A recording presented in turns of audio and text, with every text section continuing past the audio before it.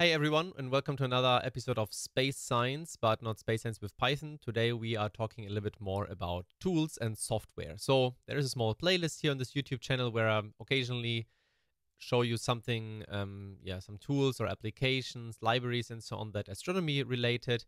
And today I would like to take a small focus and take a small look on two web applications that are related to Perseverance.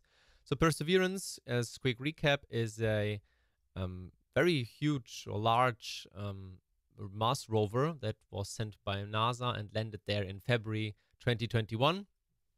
It's completely driven or powered by a nuclear battery, and it also carried a small helicopter. So the helicopter is now flying close by the rover, but it does not have any recharging station or something like that. It's purely solar driven, so it sometimes lands and then needs a few days or so to recharge the batteries to perform then another flight.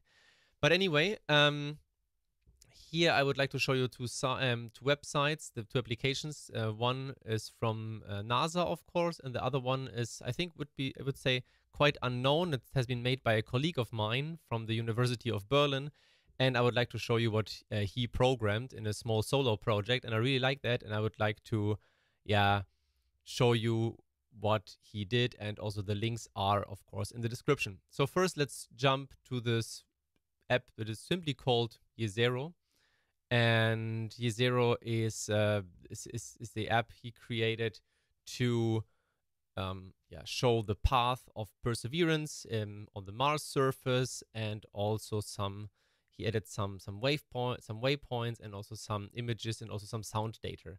So let's go to a little bit to the navigation here. So what you see here is this green, the green track of Perseverance, the cross here, the plus sign, its current position.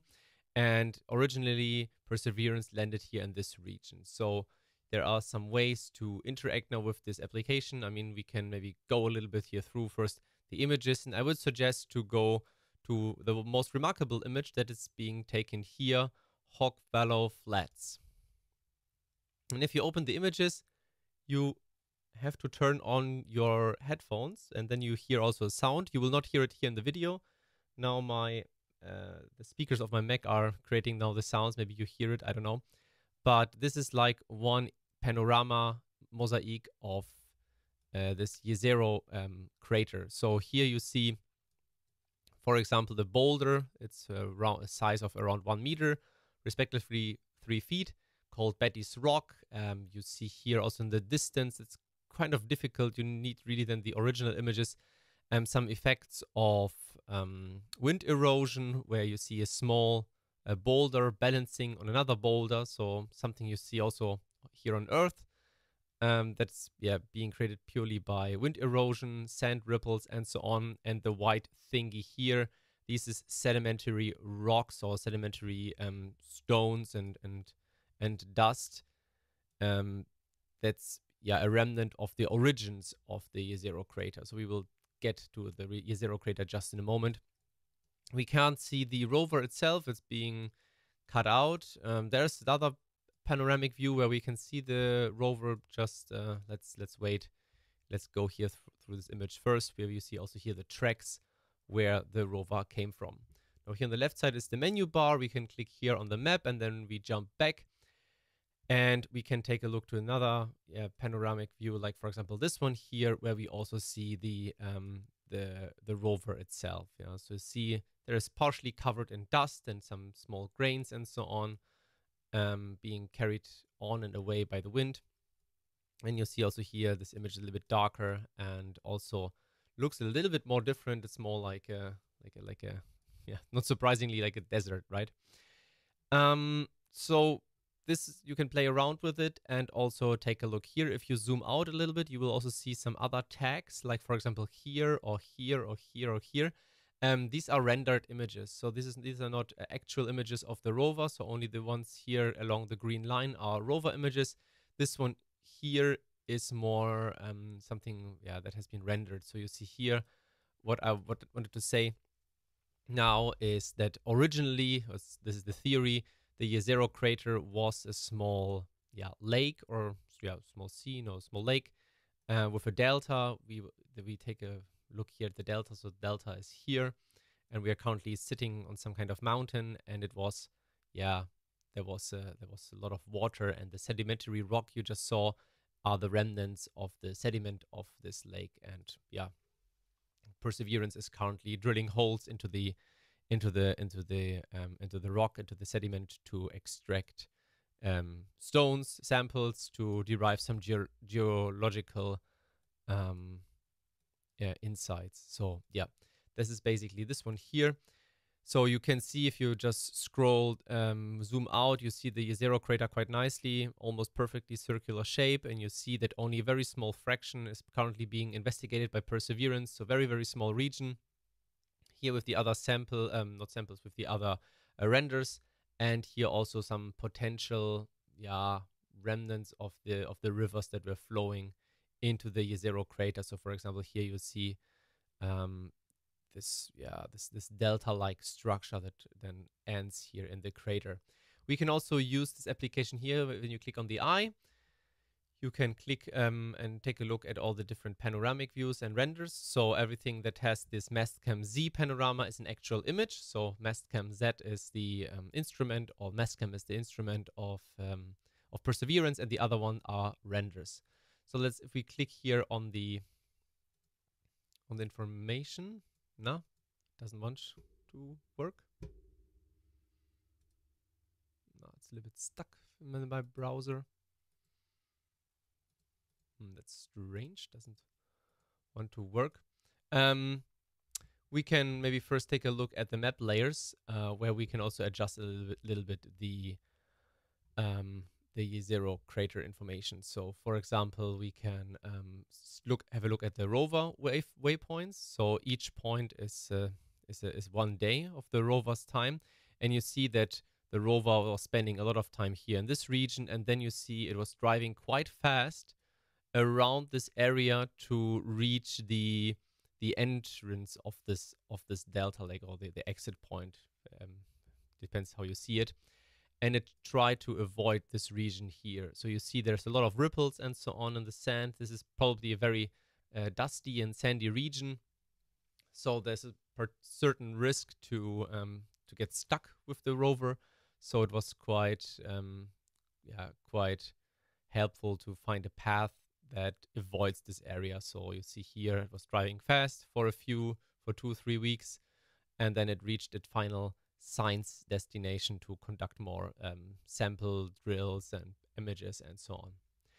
We can also click here and have a look at the topography to that emphasizes the topography a little bit more. So then you can scroll down and you see the crater even more and better. Also here the region of the delta, and also this is also quite interesting. You can also plot in the possible lake level.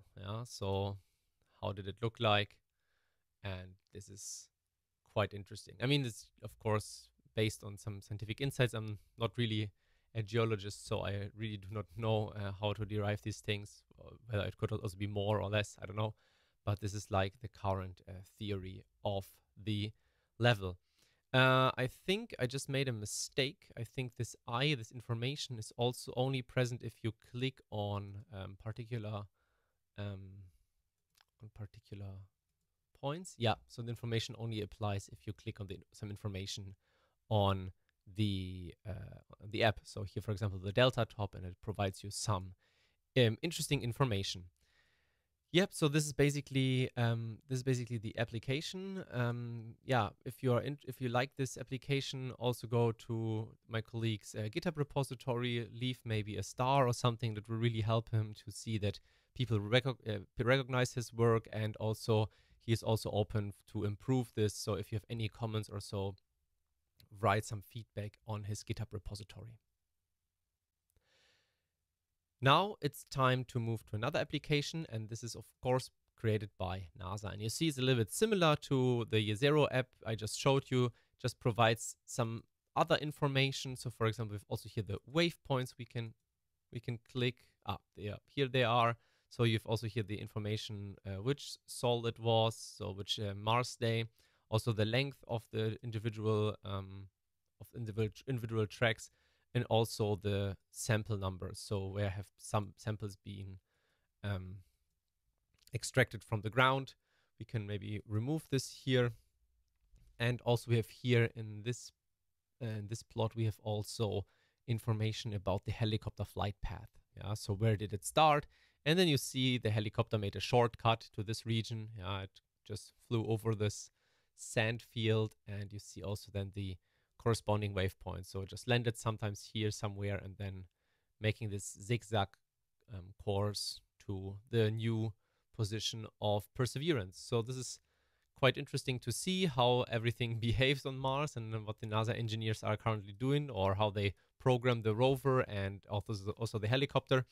You see also here the imagery is a little bit different. I think this is now more detailed images from some orbiter, and also the names of some craters are also being shown here. Yeah, so some names, some geological features are also being shown.